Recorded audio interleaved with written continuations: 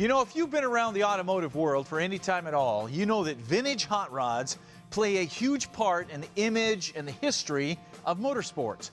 And there's just some things that people expect to see on a hot rod. One is a chopped top. Another is louvers. Then, of course, there's the side exhaust and the loud exhaust. And then there's the hot engine. There's the vibrant paint. Then, of course, there's pinstriping. And when you mention pinstriping, there's one name that always comes up: Von Hot Rod. But just who is this Von Hot Rod guy and where'd he come from? That's what we're about to show you. How many pieces do you think you do a year? Von Hot Rod started out like most of us, hanging around shops and wrenching on cars. And before long, he developed quite a reputation as a builder and a racer in Southern California.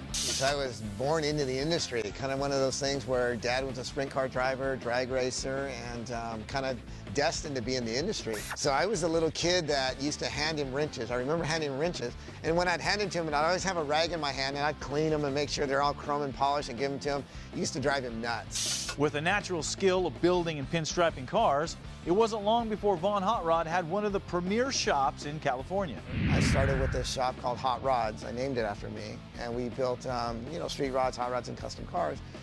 And I've always had clothes made for me to match the shop. So people started asking me, well, where do you get this stuff? And I go, I just have it made for me. It's a little pricey. Well, would you make me one? I said, sure. So one went into one, two, three, four, a dozen, and we just started doing clothes. But as cool as that is, there was another thing that Von Hot Rod felt compelled to do, and it's not what you think. A lot of guys will come up and talk to me where they won't go talk to a preacher guy, if you want to call it that, or a suit and tie guy. We start just talking about each other's lives, and then they find out that I'm a Christian man, and then they say, oh, I wish I could live that way, but I can't because I have this bad habit. And, we just get sharing with each other's lives, and it's really interesting. And that just opens another door of somebody learning about their lives, and again, learning about the industry, that there's guys out there that are Christian men or men of God, however you want to look at it, that are in this sports industry, that not just artists, but drivers and fabricators and welders and creators, they're all out there. He may not have ended up as a missionary in a third world country, but Von Hot Rod brings a message of faith to hot rodders, drag racers, and car enthusiasts all around the world. And just so you know, that's the only guitar like it, so, no pressure. Oh, okay.